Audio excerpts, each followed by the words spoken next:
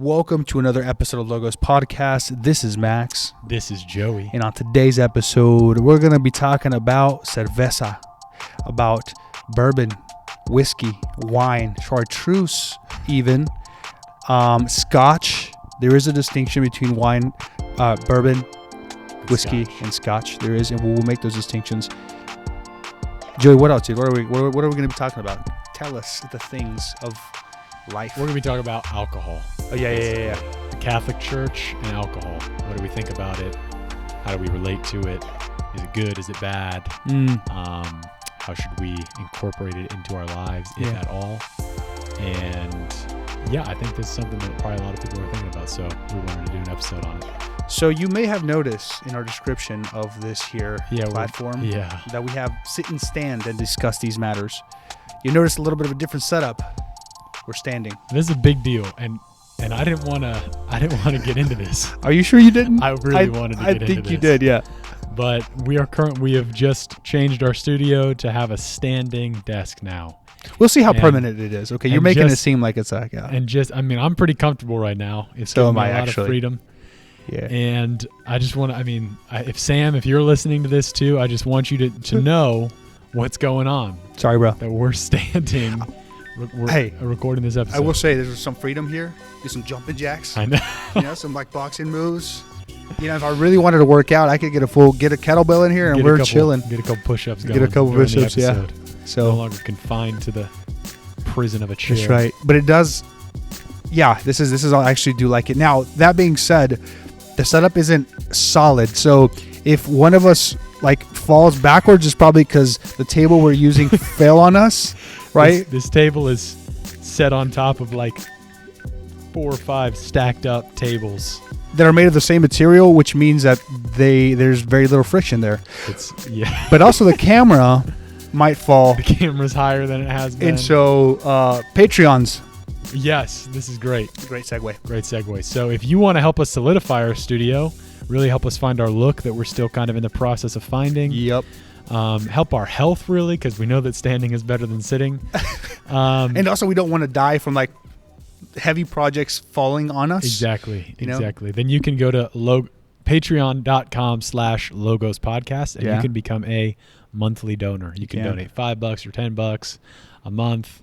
And all our content's up on that Patreon page too, so that's a cool platform to go and see our stuff on, our YouTube videos. But yeah, we'd really appreciate that support. You can also go to our website, and as Joey said, any of our social media platforms, we have our website outlined. I do want to make a clarification. There is apparently another Logos, an intruder. Oh my gosh. But it's called Logos Project. We're Logos Podcast. So make sure you give in to the right person, to the right peoples, to the right project.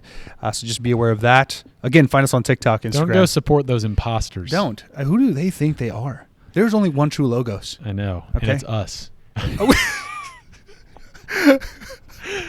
I was thinking Jesus Christ, but sure. That's fine. We have TikTok, we have Instagram, we have our website. YouTube, obviously. YouTube, Patreon. So Spotify, Apple. All of these things. Check us out. Mm-hmm. But yeah, those are share our stuff. Yeah, rate us. Yeah, so look, I never wanted to be the guy that hops on a podcast or a vlog or anything. We're the guys. We're the guys now. We're doing it. We're in there, as some would say. Like swimwear. We're really in there. Okay?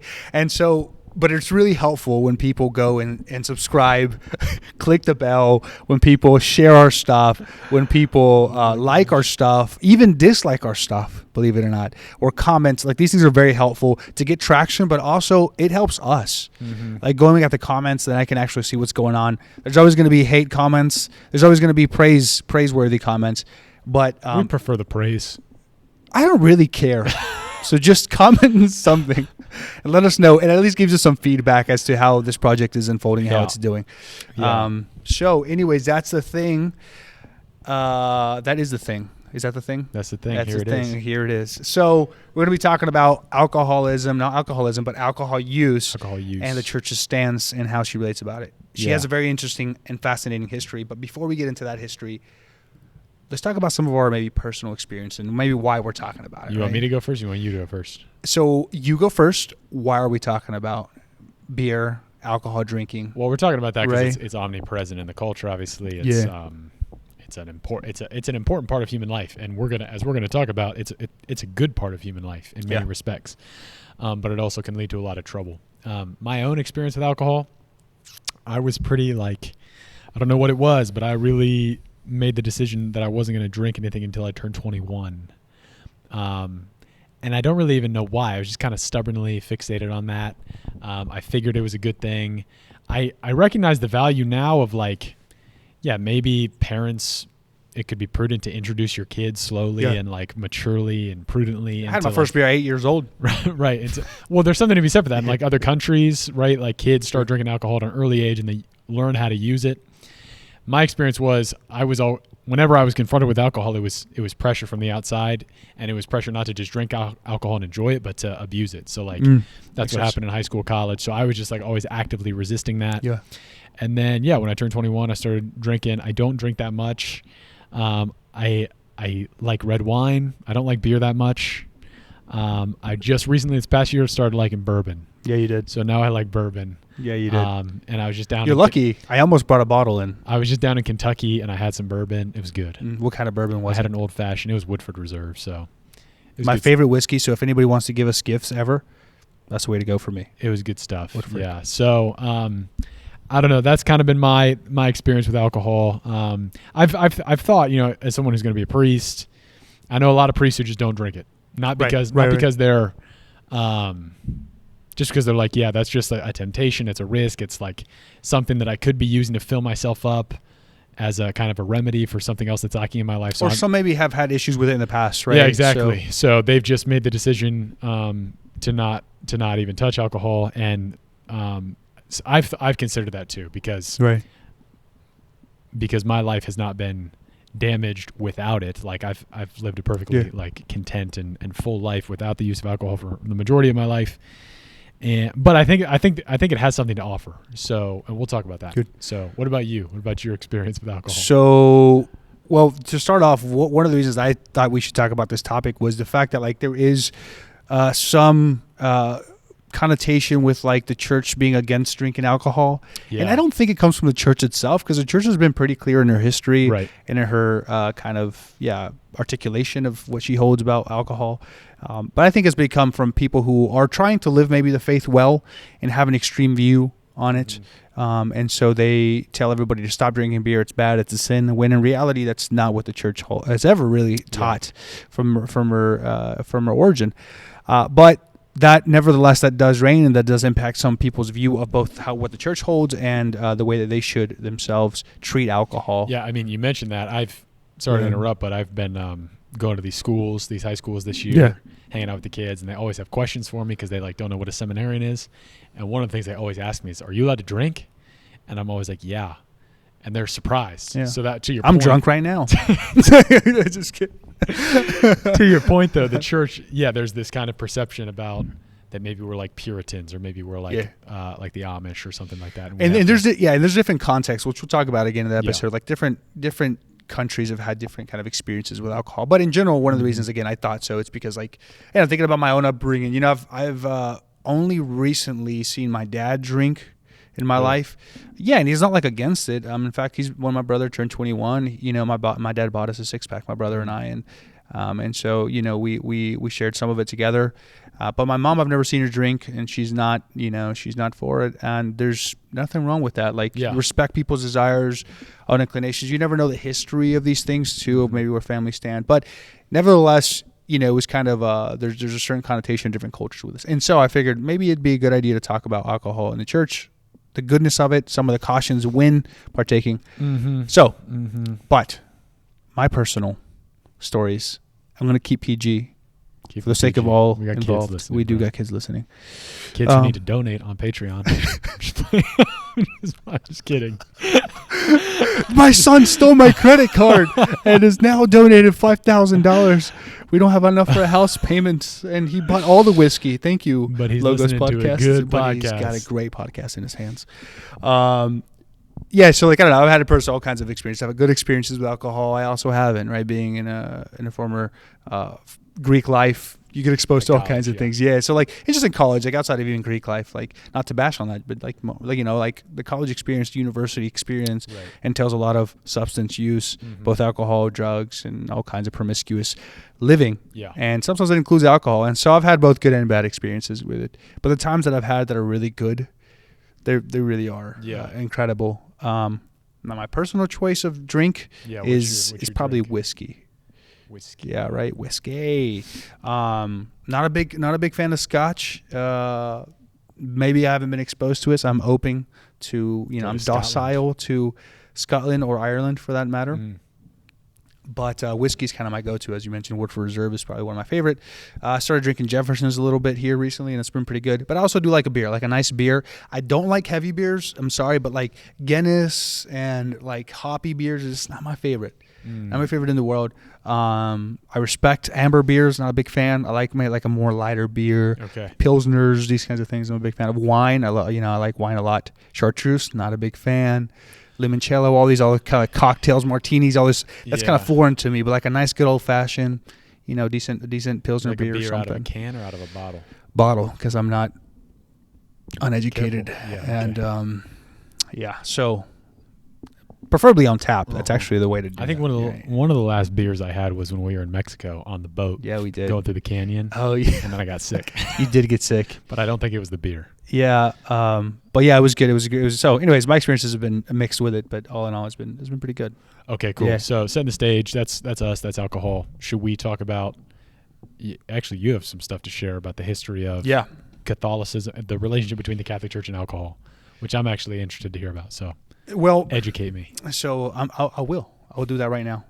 So, I mean, there's a lot of historical things, and this certainly doesn't encompass it. But, I mean, you can trace the church's relationship to alcohol all the way to her very origins. And to figures like St. Patrick in Ireland, right? It's one of his big evangelical tools. He noticed these people were drinking this ale stuff, and he kind of used it as a way to kind of teach him what it means to live a moderate life and kind of practice that. And so it kind of helped him, as well as some other missionaries, right, to use this method of barbaric, at the time, living to bring people into a closer relationship and community, and ultimately to our Lord. Yeah, that makes sense.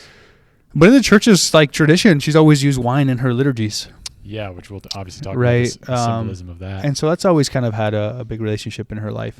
Obviously, it's the blood of our Lord, but through these. But also Scripture. There's a lot of Scripture to point to the evidence that our Lord at least had an open source at the wedding of Canaan, for example. Yeah. And so you see kind of wine being something communal, something good, something even necessary. Our Blessed Mother looks to our Lord. And it's like, they have no wine. They have no wine. They're they thirst, all this kind of stuff. And so that's another kind of big starting here from the origins. But then like you have things like chartreuse. Which, tell me what that even is. Chartreuse, I'm not exactly. And it's actually, chartreuse is a difficult drink because it's composed of so many herbs. It has like 120 something herbs that's composed. Okay, and it has like a secret recipe, and it's only produced in certain regions. Now it's probably more commercial, but at least in its origin. Okay. And still, some of it's the most popular chartreuse is done in Carthusian monasteries. Oh, okay, wow. And they themselves don't drink it for recreational use. They do it for medicinal purposes. Okay. But they probably sell it. They do. To support the right. And I'm sure it's been spread around now. And so at least in its origins, deeply religious, medicinal, this kind of thing. And I know that like in Europe, in the medieval monasteries, like a big part of the things that the monks did as a part of their like ora et labora, like their work, would often be brewing, making beer. So right? it would be like woodworking. It would be like carpentry would be a big part of it.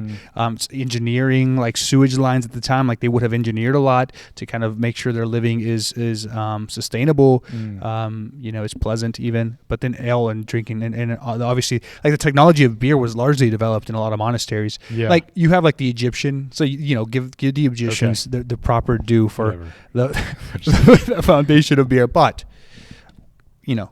give respect where respect is due. Yeah. The monastic orders, particularly the Benedictines, different branches of the Benedictines, but the Benedictines in general are attributed to and the Franciscans too, respectively, for the development of the beer technology and producing it.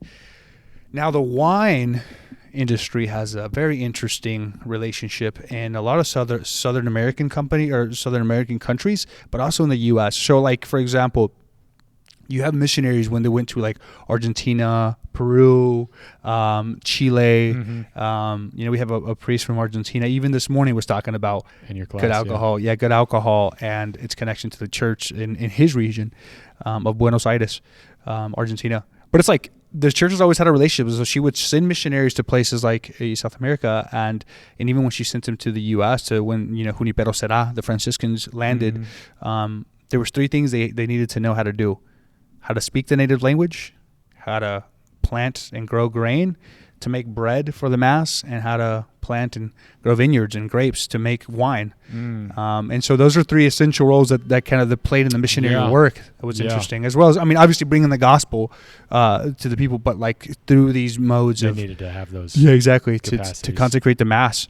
And so those are some ways that it's influenced. Funny story here. Oh, actually, going back to Junipero Será, later on, some of the mission work that he carried out kind of spread out in like California, right? Out in California, right? And so later, some of the kind of the spirit he helped build of wine growing developed Napa Valley. Wow! So there's a connection there between the church and Napa Valley. Boom! Take that, Napa Valley. So that's interesting. What else am I thinking of here? What about the pocket of you got to talk about that. This is a personal story. One of the monks, Benedictine monks that I'm friends with, told me, I can't remember how we got on the subject, but he was like, hey, our habits are perfectly fitted to enable us to pocket a bottle of wine. So what do you mean? So I don't know if you're religious or if you're familiar. Spiritual, I'm not religious. No, you're right. Okay, careful. Okay, relax. Relájate. All right. But I don't know if you're familiar with religious garbs, but some of them are like this one. Like, for example, like the cassock is a little wider and looser and longer. Yeah. The clerics that Joey has on are probably not as conducive because you can't make huge pockets out of that. No, I don't have big pockets. Right. But religious habits, some of them are even more loose and long. Okay, well, they would make pockets, right? And the way that they would do it, and so my buddy proposed this. I was like, okay, bro, y'all come up with all kinds of stuff. Is this for real? He's like, no, seriously. Then I went to the guy in his religious order that makes the habits, and I asked him, how do you make these habits, and do you actually use this technique? He goes, oh yeah, and he showed me how he did it. Just he's like, yeah, you just grab the bottle of wine and you grab a piece of fabric here and you circle. Okay, it's perfectly fit. This is the size. So you literally take a bottle of wine and fit the fabric around the wine. Exactly, and they just stitch it on the side, on the inside of it. Mine doesn't do that, right, Mom? We got to get some cassocks that can hold a bottle of wine. Well, here's the thing, though. I have a flask right now. Just kidding. But flasks do work for cassocks. But I'm just saying, I thought this was hilarious because I didn't believe it. But apparently, and I was thinking like why I didn't ask why at the time. But a couple of things that come to mind. One, we don't know the level of persecution that the monks would have endured in the early stages of the church's life, and there was a lot of that. But we don't know. Maybe that played a role in it. Yeah, trying to kind of hide the wine. It's not that they were drunks and they just needed right. To carry I'm sure that was the case too. Maybe it could have been. But we like to assume that it was actually done for sacred purposes, so for right purposes, and so that's maybe one reason. And transportation of if you can carry a couple of bottles of wine on you for certain events, certain social events, certain whatever makes it easier. Or to go celebrate mass somewhere else, right? Right, or sell them. Yeah, you get a group of kind of monks, religious guys that aren't making a lot of money, and they have to go kind of raise money for the religious order if they can carry more on them. Maybe I don't know. So maybe a practical thing too, there with that. Well, all this to say, lest anyone thinks that the Catholic Church has a negative relationship with alcohol and like the Catholic Church doesn't like alcohol. Hopefully, everything that Max has just shared is revelatory of the fact that there's a close union. It's actually kind of stereotypical of the Catholic Church. I was just about to say that we drink a lot, and it so. It's like the classic, at least in the South, the joke is like, what's the difference between like a Baptist and a Catholic? It's like the Catholic will look at you in the liquor store when you're buying something and invite you to the party, whereas the Baptist will not, The Baptist will condemn you. Yeah, he'll condemn you or won't even look at, you know. So it's just like, it's like the joke is here, like the Catholic is the one who drinks and is always kind of known for having a drink. Okay, so the Catholic Church, we in the Catholic Church, we appreciate the goods of creation. Yeah. We give thanks to God for the gifts that he's given us, and we'll talk about the good aspects of alcohol and why the church has valued it throughout our history. But first, let's talk about what is the church actually like? What are the problems with alcohol? Because we wouldn't just embrace it, like really with anything. You're not just going to embrace it, full stop. Like there are some. Basically, the distinction that we want to make here is drinking alcohol, not a sin. Nope. Getting drunk, yes, that's a sin. That's Right.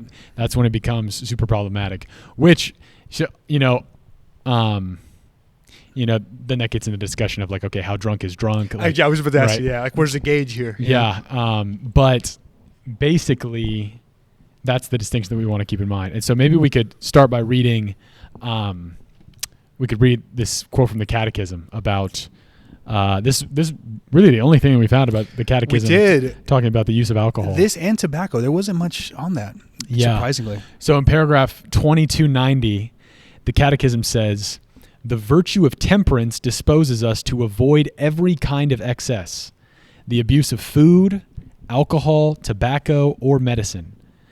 Those incur grave guilt who by drunkenness or a love of speed endanger their own and other safety on the road, at sea, or in the air."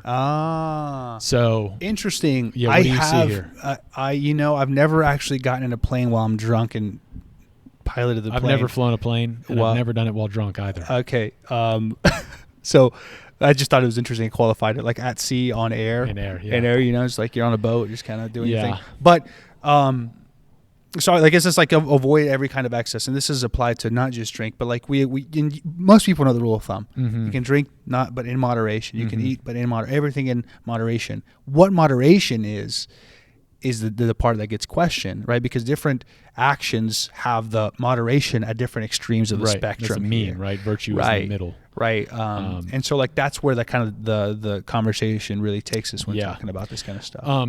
One thing to note here, so it's interesting to me and significant to me that the Catechism, when it's talking about drunkenness being a sin, Right. it's not just coming out with like a list of commandments like thou shalt not get drunk, right? Instead, it's situating, and this is what we do in the Catholic Church at our best, I think, is we situate these particular questions about the moral life within the context of virtue. Right. So it's not just the church saying, don't do this, don't do this, don't do this, don't do this. The church is saying, no, what does it look like to live an excellent human life? What does it look like to be perfected as a human being? Part of that is having the virtue of temperance, right? This ability this self-mastery with regard to food, drink, sex, whatever it might be, so that you're not controlled by your desires, by your passions, but that you have self-mastery. Yeah. You can use the good things of creation in order to benefit yourself, benefit others, benefit the community, and offer glory to God, right? So this is the ideal. So when we're thinking about any question in the moral life, any sin, this is what St. Thomas does, right, in the Summa Theologia, which is like so genius. The approach is like we're thinking about virtue, about excellence, and drunkenness, getting drunk. The first reason it's a sin is precisely because it's opposed to this virtue of temperance, right? Temperance. It's excess. It's an excess, and so by engaging that behavior, you're decreasing, you're growing in vice instead of in virtue, and you're decreasing the ability of your soul to practice this virtue of temperance. And also, like you said, ultimately human flourishing. And we'll talk about some of the effects of practicing drunkenness. But like another thing too that comes to mind is obviously there's a relationship with temperance. And when we talk about temperance, it has to do with like the control of pleasure, with the discipline of pleasure. Yeah, pleasures. appetites. Yeah, right? so drinking, appetites. eating, these kinds of things, sex. Mm-hmm. But also another thing that comes to mind is prudence. Yeah. Right. Talk about so like that. prudence has to do with the practical intellect, how to carry out things that I should be doing properly in a proper fashion. Mm-hmm. And so we talk about like, okay, then what is too much drink? The prudent man, the man who's kind of developed this practice, this virtue in his life, knows when to do that, practically speaking. Mm-hmm. Okay, for example, he puts, and this is like I'm thinking in my head, like, what does that look like? Well, let's say, you're a guy that's hanging out with your boys, Mm-hmm. or your friends invite you out, whatever. You say, okay, I'm going to go to this party. I got to be at work at 6:37 a.m. Right. I got to be home by 10 p.m. at the latest, absolute latest, and I can only have 2 beers. 2 beers. I Yeah. can only have 1 old fashioned. Yeah. You know what I'm saying? Like the prudent man knows how to do this practically speaking. Right. He lays out all the scenarios possible for that to happen. I'm going to hang around this dude or this girl because these friends know how to keep a disciplinary drinking lifestyle. I'm going to talk to these people in these conversations so that I don't go to the other extreme. I'm going to stay away from the bartender and ask my buddy to go grab me a drink. Or like the prudent man knows how to do these kinds of things. Right. He's got this shrewdness, this practical wisdom. Or like he's like, I'm not going to drink by myself in my room ever. Yeah. Like that's one of my rules, for example. Exactly. Right. So like I drink, but like I'm not going to drink by myself in my room. Mm-hmm. As much as I wanted to last night when I was working on a paper and I was very stressed out, I was like, I'm going to pour me a glass. I was like, no, I'm not. Actually, Yeah, I'm not going to do we'll that. talk about Right. that. And so when we're talking about drunkenness, is this kind of overboard. Yeah, it's also contrary to prudence, I think. It is. It's contrary to prudence because it ultimately what it does is it overrides reason. Yeah. Right. And so like the virtuous man is a man who lives by reason. By right reason. By right reason. It isn't limited to his emotions. We're not dogs. Mm-hmm. Right. I think Father Brandon was talking about like if you open a can of dog food to a dog, he's like crazy and he's not going to know what to do. The dog's going to spin, chase his tail, be happy, bark. But the human being doesn't act like that when there's a bottle of wine around, where there's a bottle. Right. We would say that's a problem. Right. It's a problem because his rational capacity is kind of hindered and wounded. Yeah. So this is the beautiful thing about virtue is that it gives you a freedom, because if you're a prudent man, there might be some circumstances where, like 3 beers is okay. Right. But there's going to be others where you should only have one. Yeah. It's also like certain time, like if you've been drinking, if you're at a function, you're there for 10 hours. Right. Having 2 or 3 beers is not the same as having 2 or 3 beers in 1 hour. Right. So that's why the church also doesn't propose hard and fast rules like, hey, every single person categorically, if you have more than 2 beers, that's drunkenness, that's a sin. Yeah. Right. Instead, the church, Mother Church, like encourages us to cultivate the virtues of prudence, of temperance, right? That allows us to act excellently. What is it? Promptly, easily, and with joy, right? With so joy. When I'm like confronted with this decision about how much do I drink right now, after I like train myself in temperance, train myself in moderation, and kind of make that decision over and over and over again, eventually it becomes easy for me to be like, I'm only going to have 2 beers and I'm going to enjoy it and it's going to be nice. Yeah, and this has to do with beer, but this is, again, temperance here, broadly speaking. Yeah, with food, anything. Discipline. So like with pleasure. Entertainment, right? Like all exactly. that. I'm going to watch one episode right now. Yeah. And I'm going to easily be able to say, okay, I'm not going to watch the next 4, even though it's a cliffhanger. This idea of binging everything that we do is part of like the kind of the consumer culture that we live in. Like everything we do has to be done just fully immersed, and if I'm not just in that thing, just fully kind of enveloped, and then I'm not really. And again, it goes back to like, well, that's a proper life doesn't do that. Like it kind of learns to pocket certain facets of life in their proper place. So drunkenness, it's a sin, A, because it's contrary to the virtue of temperance, B, because it's contrary to the virtue of prudence, C, we would say, you said, but I'm going to repeat, it debases our humanity, right? Because we lose control of that faculty that we have that makes us distinctly human, namely our reason. Right. So when we become drunk, we're not able to reason. And that's precisely what it means to be a human being, is to have this capacity within our soul to reason, to choose freely and to know the truth. Right. And to enter into a relationship with others. So, and another thing too is gluttony. Gluttony. Yeah. Right. So gluttony has to do, again, with... That's one of the 7 deadly sins, right? It is. It's one of the 7 capital sins. And so, like, that's another thing it does. It's a sin of gluttony. Like, you're accessing the appetite, right? You're going overboard with what your appetite is asking. But there's, like, think about it, like practically speaking. Like, let's say Joey and I, for example, are hanging out. Me, Joey, and a few friends, whatever. And Joey has too much to drink. Joey could begin to be a very angry person very quickly. Yeah, that's the other thing. You know what I mean? Like Joey could begin to be a perverse person very quickly. He could begin to, you know what I'm saying? Like, and this is the case with anybody. Like sometimes one doesn't know exactly what's going to come out when you've had too much to drink. And so when we talk about the rationality being deprived, we're talking about like, okay, Joey no longer is capable of kind of reasoning with me.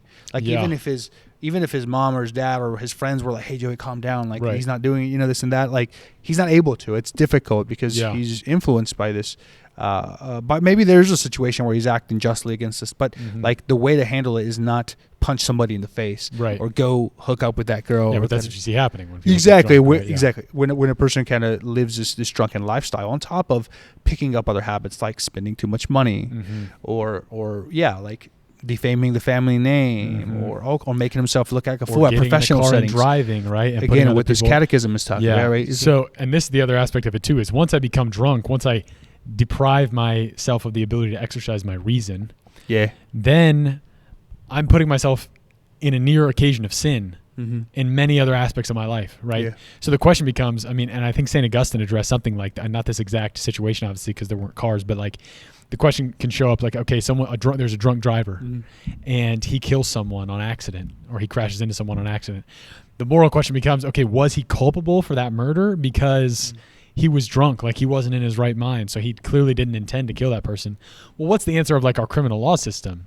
It's like, yes, he was still culpable because he made the free decision to get drunk in the first place. He took all the steps necessary to get there. Yeah. So not only is drunkenness in and of itself a sin, but it also often leads into more sins for which you are still culpable, right? Yeah.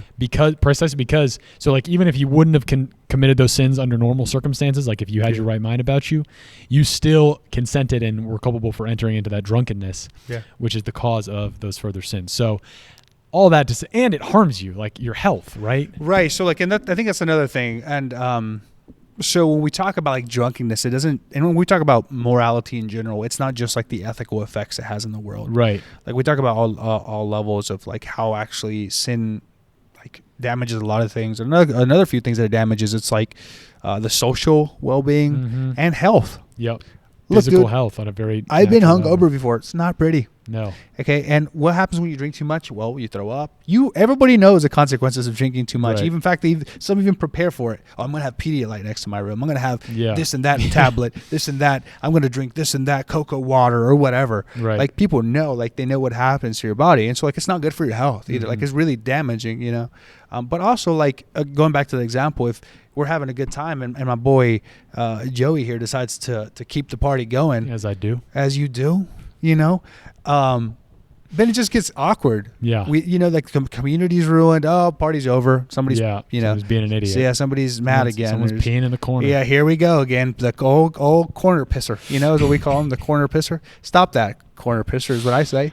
Oh, you know what I mean? gosh. But it's important that we don't have those corner people. It is. And so, and like on top of other situations, and that can get out of hand really quickly, you know. Unfortunately, I myself have been kind of have suffered due to some of the drinking habits in my own life, formerly speaking. And so I know what the kind of cost can live to, and I don't know the extreme because some people do take it to, as I like to say, the H&L, the whole nother level, right? Some people do take it there, unfortunately. The whole nother level. But one of the things that it can also lead to is addiction.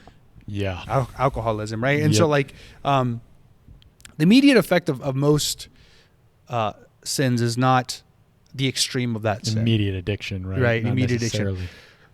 When we talk about vice, the vicious person is a man who has habituated himself in such a way that these pleasures are like his consuming concern. Yeah. Is everything that he is. Yeah. And he like can't live without it. He becomes enslaved. Right. So like the porn addict will be like to the pleasure induced by the serotonin or the dopamine going through his brain through pornography, right? Or whatever thing, have whatever you will here, but like the alcoholic or the person drinking, there's a psychological process that is hindered, and there's a chemical process that's been damaged due to the overusage and the constant usage of these things. And so like when we talk about the damage to the soul, we're not just talking about like some hypothetical energy above me flowing at all times. Like going back to some of our initial episodes and just kind of as a basis is that man is what we call a hylomorphic being. In other words, he's composed of both a body and spiritual nature, bodily and or physical and spiritual nature. And so like man is, as one professor likes to put it, an ensouled body. And so that everything that he does affects that, for the good or the worse. Yeah. Right. And so what a constant life of drunkenness, begets ultimately is alcoholism. And it causes all kinds of issues. So many issues. And it's difficult to kind of override these issues. And there's all kinds of therapies and there's all kinds of sessions, a lot of money, a lot of suffering happens amongst those stages. And I'm sure some people in their own life have suffered more with it than I have, certainly. But it all begets, again, something that is good, taking it to an extreme, abusing that good, and then now kind of having negative effects. And this is sin, broadly speaking, right? Like everything God creates is good. But what a lot of times what happens in sin is that we turn to a creature and we direct all our attention to that creature with disregard for the creator. And we make that creature the thing towards which our life is now oriented. So whether that be food, drink, sex, another human, like even another human being, like when we're not ordered totally to our creator, we end up we make idols out of these creatures, these created goods, which are really good, but they're meant to be used as means to our ultimate end, right? As means to enrich our lives and to ultimately help us glorify God. When they become, like you said, our consuming concern, that's when we get debased. That's when we're not flourishing as human beings, and that's when our own bodies, souls, families, communities are going to suffer. So, right. So drunkenness is a sin here. Drunkenness is a sin. Don't get drunk. Now, I will say, I have to add this caveat in there. St. Thomas Aquinas, he actually says that the first time someone gets drunk, it's not a sin. Why does he say that? Because you don't actually know the line, right? So until you know the line, then you're not actually culpable for accidentally crossing it. Is this the case with everything? No. This is just with drinking. Not that I know of. Yeah. That could be taken wild if taken inappropriately. Yeah, you're right. So, but at least with drunken now, so me personally, I'm not gonna like push the boundary. I'm like, okay, I'm gonna see how far I can get without getting drunk. I was just about to say, well, I'm glad you said right. Like, yeah. But like, I did find that interesting. Said that he's reasonable in that respect. Yeah, but so like, okay, so it causes it damages the soul by ways of gluttony, by way of taking away or overriding temperance, prudence. But also it can be scandalous at times. Okay, yeah, this is the last aspect we got to talk about. This is important. This is the last negative thing here, and then we'll go into some of the goodness of alcohol. Which is what we want to get to. Exactly. The scandal of drinking. Okay, so I'll put it to you like this, right? There's certain contexts in certain countries that have a relationship with alcohol that is different than others. Yeah.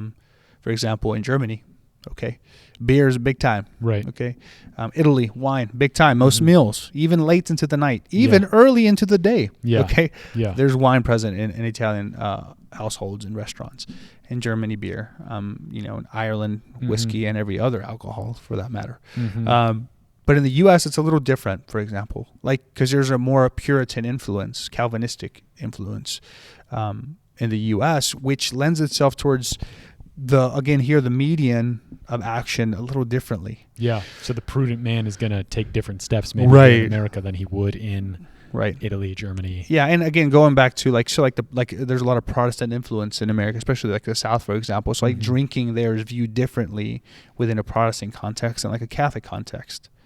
Right. Yep. And so those have to be taken into account. Or for example, your family suffers with alcoholism and your grandmother doesn't like alcohol at the house. Mm-hmm. Well, that needs to be respected. Yep. Because the context of alcohol in the past has been when there's alcohol, granddad gets drunk. Right. Or uncle gets drunk. Right. Or grandmother, whatever the case may be. And so out of respect for the community here, it behooves you to listen to your grandmother's advice for whatever reason. Sometimes, however, it can be taken to an extreme too. Like your grandmother just doesn't want anything to do with alcohol and she doesn't really have a negative experience, but still out of respect for the person and the context of which you find yourself in, the rules have to be respected because guess what? That may be her house. Right. That may be her house. Now, if she comes to your house, the situation changes a little bit.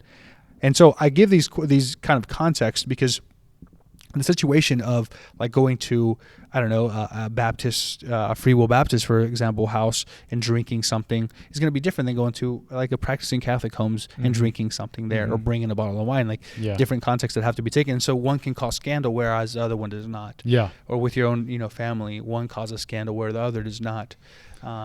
Right. And so developing the virtue of prudence, again, is going to allow you to kind of read these situations easily and decide, okay, in this situation, I'm going to have a beer. In this situation, I'm not.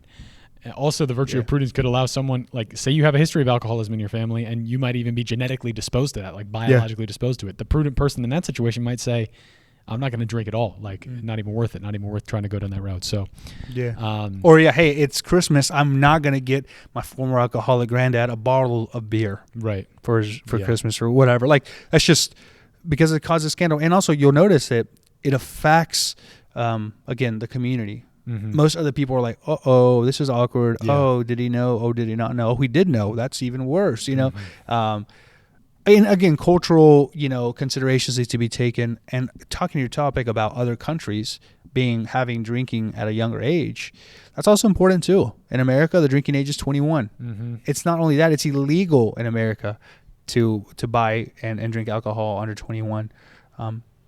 In other countries, that's not the case. Yeah, I know. Yeah. Right? And some countries don't even have much of a limit at all. It's kind of an unspoken rule. And so that also kind of informs what's scandalous, what's illegal. These kinds of things has to be taken into account. Okay, let's talk about why alcohol is good. Let's do it. Okay. I really am mad that I didn't bring something. But you also got to drive home, but I don't. I do have to drive home. So I wouldn't have had anything. I can walk home. Okay, the goodness of alcohol. we've already talked about this. It's the fruit of the earth, right? It's God's creation. This is why, like, work of human hands. So, like, in the liturgy, for example, in the Mass, when we bring at the offertory rite the bread and the wine and we present them to the altar, what are those symbolizing? Like, the bread is symbolizing the suffering and the toil and the hardships of man that he's bringing to the altar to be transformed. The wine is symbolizing the joys and, like, the festivities and the happiness of man. Gratitude. Right, gratitude, life. So these are, and those images, and so both those things are taken by the priest, blessed, transformed into Christ, broken, fed to the people, right? Yeah. So, and that's what Christ does is in the Eucharist in himself. Like, he takes all these elements of creation, all of human experience, transforms it and offers it in gratitude back to the Father, which is in and of itself pretty sick. But all throughout Scripture, wine to warm men's hearts, right? This is it's an image of joy, of communion, of life, of vibrancy. And that's divine revelation, right? So that's, and in my experience, that's true, that, like, in festive celebrations, when there's moments for community, alcohol can be catalyst in that. A catalyst. That's a great word for it. Yeah. So you mentioned, you've had bad experience with alcohol. You've had good experience with alcohol. Could you explain some of the good experiences and what made them good? Yeah. And, like, like, how alcohol helped with that? I feel like, as you asked me that question, you've never yourself had, like, I don't know, whatever. It's like, so, like, yeah, how was it like drinking? Like, that's how I feel like. But I know that's not what you're saying. Good experience with alcohol. I remember one particular, the first glass of wine I ever had with my dad. So my dad was also kind of a recovering alcoholic for a time, and he hasn't drank for many, many years. But I want to say 2 summers ago, him and I shared a tercia of wine, right? So it's a third of a bottle of wine. Him, myself, and I think my brother. And we were all sharing a glass of wine, and that's the first time I'd ever had a drink with my dad. Wow. You know? And I remember it, like, we didn't drink much.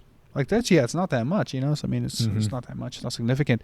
But that meal was one of the best meals I've ever had. And just having that, share that moment with my dad, it was really like, all right, manhood is present. It's here. We're talking about whatever, you know? It was just like a good time to be able to know, like, okay, my dad's really grown as a man too. He's actually able to just have, and this is it. And we go home. There's nothing to, and it was just like, I could tell in himself too. It was like a weight lifted off of him. Like, I can actually drink controllably and with my older sons now. Wow. So that's one of the good experiences, for example, that I take. As many, I have a bunch of good experiences that I've had, you know, I've had many good experiences. Even here, like, we have a pub.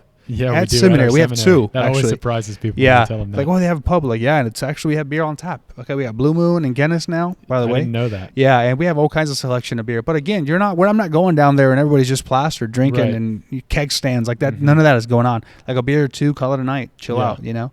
And like you said, I mean, this is one of the gifts of alcohol, and part of its essential goodness is that it can be a catalyst for really deeper love, and that's why that's why it is a symbol of life and love and joy and communion. And that's why, like, at the wedding feast of Cana, you know, like you said, Our Lady, they have no wine, and Jesus' first public miracle is to make a way too much wine, like way more wine than they ever As one of needed. my buddies used to call, he says, yeah, Jesus open sourced. I don't think that's exactly what happened, but it's close. Just like a super abundance of wine, because he came to give us life. He came to give us joy. Obviously, he didn't intend for everyone to get plastered at that wedding, and I hope they didn't. Some of them maybe did. That's a good question. Did everybody drink moderately after Jesus had Oh, that's a good question. We have reason to believe that, even though I don't think it's explicit in the Scriptures, that he drank wine. I don't think so. What is this? So the Son of Man came drinking and eating. Is that right? Well, yeah. So some of the Pharisees. So he, at one point, he made the remark that John the Baptist came fasting, and they called him crazy or something. Oh, that's like right. That. The Son of Man came eating and drinking, and they called him a drunk. Yeah. Right. So maybe that meant wine. I mean, I think on the cross he received gall, which would have been vinegar, a mix of vinegar and wine. And that was like the 4th cup, right? Like at least according to Scott Hahn, that would have been the case. Yeah. And other Scripture scholars too, I think. But, okay. Well, anyways, it's left up to interpretation, I guess, explicitly whether that's the case or not. But there's certainly indications that point to, hey, and I think wine certainly would have been a part of the Passover ritual. Yeah, and part of the Jewish culture in general. Yeah. In the Mediterranean area. Right, weddings. I'm sure Jesus went to other weddings. Again, that's not explicit, but we can assume that he was a partier. I don't think those are far-fetched assumptions. No, they're not. And being that he is, so okay, here's the perfect man. Here's Yeah. what humanity fully alive looks like. If wine and alcohol is a part of his life, Yeah. that says something to us. Sure. That doesn't mean like in order to be a perfect man, you have to drink wine. But it does mean that it's at least licit. It's at least valid, right? As a part of the human experience. And even a good thing. And even and definitely a good thing. Yeah. Um, There's a quote by St. Thomas Aquinas that I wanted to say that I thought Please. was funny. Please say it. So I think it's like when a person suffers with like depression or despair, I think it was maybe despair and anxiety. Yeah. I think is that Or right? sadness. Or Sadness, some just sort of sadness in general. depression. He says, have a warm bath and a glass of wine. Yes. So do that. So this is the counsel that St. Thomas gives. That's right. And I think St. Paul, even in Yeah. in one of his letters, he counsels maybe Timothy to have some wine because it's good for the stomach or something like Oh yeah, that. that's So, right. like, It's a medicinal thing. Yeah. medicinal purposes or whatever. Yeah. And that's actually one of the big things with like wine, right? Like it's actually good for your health, like a certain amount before you go to bed or moderation. something. Yeah. Yeah, that's why I just drink a gallon before I go to bed typically, just to kind of expedites the process of like cancer cells, just like a lot. Like Joey, that's a lot. Okay. Do you have any you mentioned you never drink alone. Yeah, that's one of the rules I have. Yeah. Do you have other rules that you try to because I'm a rules guy. I like to kind of create standards for myself and Yeah. Do you really? stick to them. Do you? More or less. So you make them and you stick to them? I try. That's surprising. I try. Okay. But I don't drink alone. I try to really only drink on feast days, Right. Or on occasions that merit the use of alcohol. So if I'm drinking in a setting, typically I try to limit myself to like 2 drinks, 2 or 3 drinks at the most, and this is like in the span of a long day, like 2 or 3 beers. I mean, Yeah. I typically only drink on the Friday and Saturday, and if I drink Sunday, it's only a glass of wine is like all I have on. So I have little rules like that. Yeah. I leave it up to I work all week and then I can kind of reap the fruits of my reward, by having a glass of whiskey or something. Also, just for myself, it's expensive. Yeah. So a bottle of Woodford Reserve in the area we're at is probably run you $45. That rye, the way I like it, probably for $45, $40. And so that's another thing. I can't be drinking bourbon and whiskey all the time. Yeah. And they are different. And here's the difference. Let me just say, just real quick, bourbon, whiskey, and Scotch. What's the main difference is the region of which they're made. So bourbon is from Kentucky, right? And so the grain used, the wood used to ferment, all these kinds of things play into, to some extent, the taste that the alcohol has. And so when we talk about what's the other drink? Whiskey. Well, I skipped Scotch. Okay, Scottish. And so it's the same kind of mixing, but it's different. Different products used in it, given the particular regions that they're from, and so it gives it different flavors and stuff. Yeah. And there's certain levels, certain alcohol percentages, certain processes, double oaked, barrel, single barrel. There's all kinds of arts and stuff, and I'm not qualified to speak about it all. And so I'm sorry to my whiskey connoisseurs or bourbon connoisseurs if I didn't speak correctly, but it's something like that. If you already knew, then you didn't need Max to explain it to you. But if you didn't know, then maybe that helped a little bit. Yeah, it did. I hope so. Right? Cool. G.K. Chesterton, he has this. Well, first of all, I got to tell the story about C.S. Lewis. Apparently, he and J.R.R. Tolkien and a couple other guys, they formed this club. They would meet weekly at a pub. The Inklings, The Inklings, have a beer, talk about philosophy, literature, theology, all this stuff. Which it just would have been so cool to be there at those. Just to listen to at those meetings. Hey, real quick, there was a priest in our diocese who passed away a few years ago now, maybe, and he saw Chesterton talk. This doesn't have exactly to do with C.S. Lewis, but he saw Chesterton give a talk in England. Anyways, that's cool. I'm going to get to Chesterton. Okay. But there's a story about C.S. Lewis. He and his buddies were walking out of the pub, and a homeless man came up and asked him for money. And C.S. Lewis gave him some money. Yeah. And one of his buddies, who was he said, C.S. Lewis, aren't you afraid he's just going to go and spend that on drink? And C.S. Lewis said, well, that's what I was going to spend it on. That's great. I like this. Isn't that awesome? And then G.K. Chesterton, I heard recently, he has this.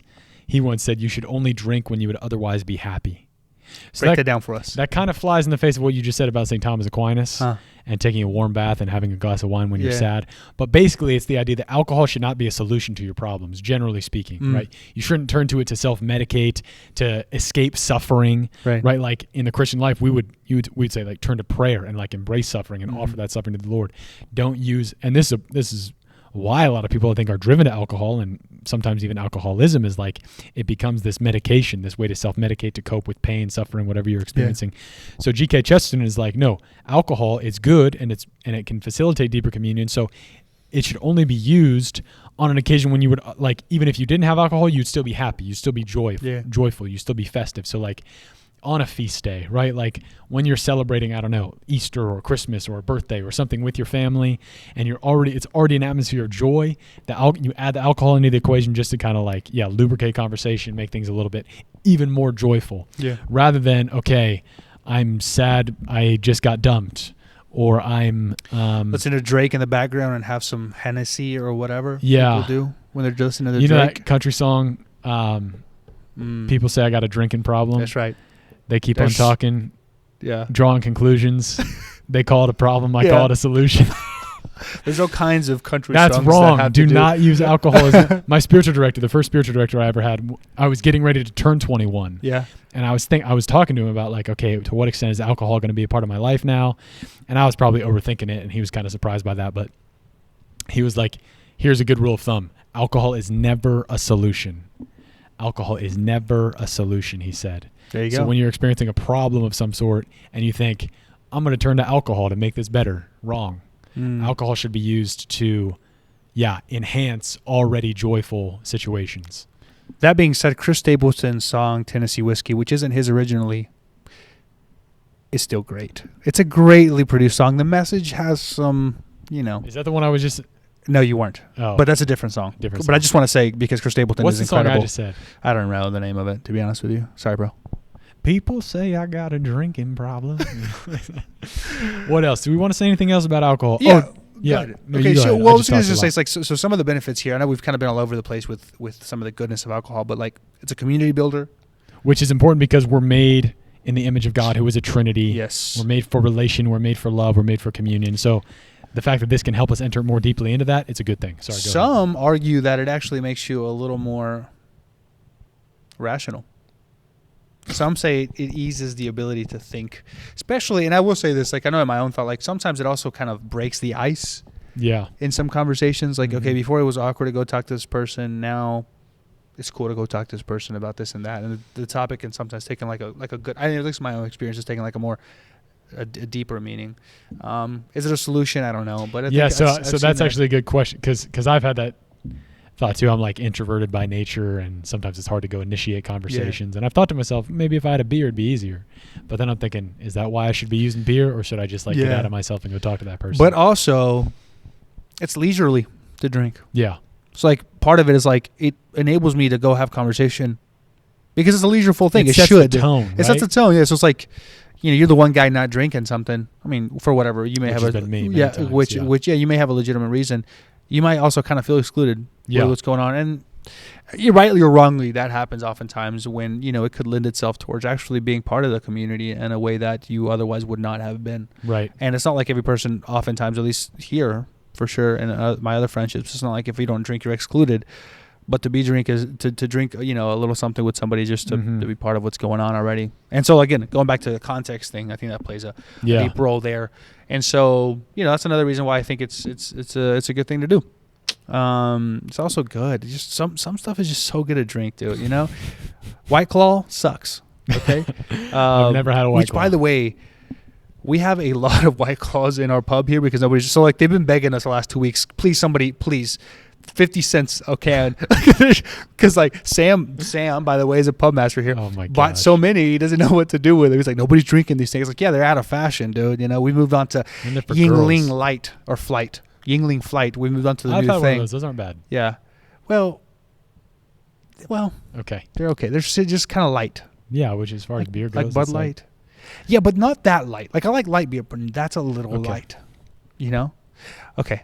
Here's another benefit of alcohol, and I heard this recently actually. It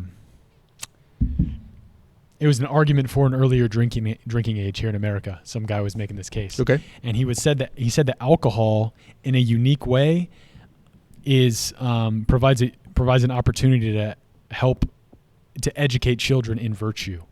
So if you start drinking from an early age, you're gonna learn how to drink well, how to drink responsibly, how to drink in such a way that it enhances. Which your is life why I'm a rather than professional drinker. You know what I mean? Right. But he said what's unique about alcohol is that if you have too much, if you go into excess, if you operate against the virtue of temperance, you're going to get immediate feedback. Like even as a kid, you're going to be like, whoa, okay, I went too far. And then you're going to feel it the next day. Yeah. Right. So so like I'm thinking of like a father teaching his son how to drink and like walking his son through like. That's assuming there's good role models. Right. So that assumes like a family structure, strong support system. But yeah. I found that interesting. Like I think there's a case to be made for that.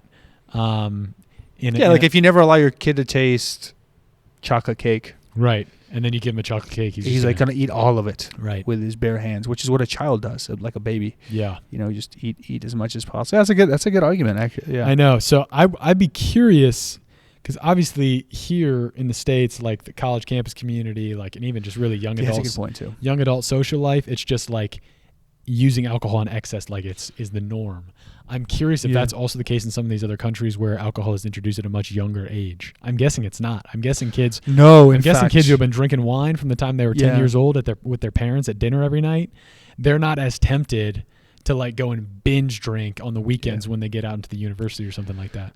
And I think there are statistics that prove that point. Yeah. I should have looked them up, but I think that's right. I think like other countries that have the drinking age at a younger age is less prone to alcoholism, also less prone to like accidents, and these kinds of things.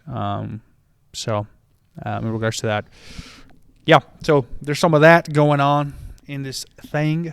Do we have anything else we want to say? I don't think so. Nothing particularly. I guess I did just, if you want to drink something, keep it moderate. Yeah. I mean, it's like alcohol is like, it's good. It's a gift of God. It's been given to us to enhance our lives in certain capacities. It's not necessary by any stretch of the imagination. And like any good created thing, it can be used irresponsibly. It can be used in excess, at which point it becomes, instead of virtuous, vicious. It becomes a vice. For yourself and for others. It damages yourself and it hurts others, and that's ultimately kind of one of the big things with alcohol. It's a community builder. Mm-hmm. At least one of the good things about it is that it is a community builder, but also it can also be a community destroyer. Yep. If it's ill used, ill guided. So yes, have a good whiskey today. Have a wine, have a beer. Chill out. Maybe today. Today. If the occasion merits it, I would say. Yes, and there's a lot of occasions that merit it. Okay. So, but anyway, so that's kind of some of the church's stances, some of the just basic historical, some of our thoughts on it. Keep it G. There's a cool book called Drinking with the Saints. Oh, actually, I'm glad you reminded me of that. Can I read? I'm going to read the reflection for the day. Okay. Which I took a picture of. While you look it up, I'm going to explain the book. The book was written by this Catholic guy who went through the entire year, the liturgical calendar, and found a cocktail or a drink that he tells you how to make with the recipe. It's quite the endeavor, by the way. Right, that corresponds to the saint of the day. So there's at least one drink for every day of the year. So if you're trying to celebrate a certain saint's feast day, for example, you can go to this book and find like a recipe for a cocktail to make it fitting, and that's really cool. It is cool. I will also say how accurate these cocktails are with the particular saint, and who's to say that these saints were partaking in these drinks or any drink for that matter is quite the stretch. And he actually listened to an interview with the author, and he's like, oh, don't you think that drink attributed to that saint is kind of a stretch? And the author goes, the whole book is kind of a stretch, right? So, but it's a fun book, and it's actually funny because some people, the author was saying that like some people's kids had never had previous exposure to saints, and all of a sudden when this is read at a house, they're like, whoa, they're super fascinating. Yeah, Our Lady of the Assumption, bro, let's go. Yeah, the White Lady drink is great. But I think that like that type of book expresses kind of like the church's stance toward alcohol really well. In general. Yeah, that's a good point. Yeah.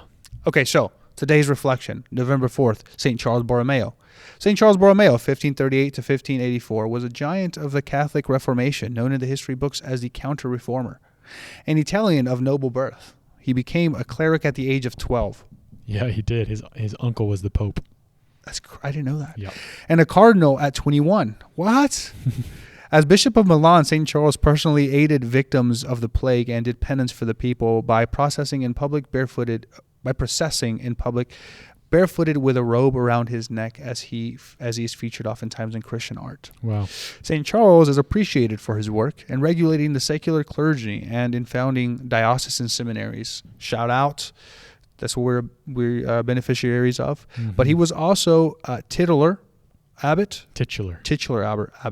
of Saints Gratinian and Philinus, in his hometown of Arona. St. Charles' monastic responsibilities, together with his choice of neckwear, give us but one choice for a cocktail in this hour. And what is it? It's called Monk's Rope Coffee. Monk's Rope Coffee. If you want the ingredients, here you go. 4 ounces of hot coffee. This actually sounds really good. 1.5 ounces of Frangelico. Let's go. Our dude. Hey, go back to our episode on Frangelico. We didn't even mention the liqueur. And okay, half an ounce of dark cream de cocoa and 2 ounces of heavy cream. Pour the coffee into an Irish coffee cup. Add the Frangelico and cream, and stir gently. Float the cream on top. That sounds delicious. It actually sounds really good. And some of these, there we go. With cocktails, I think that's a good way to end it. Make yourself a cocktail if you're able. Have a good time. Don't sin. Be happy. Repent. Believe in the gospel. Believe in the gospel.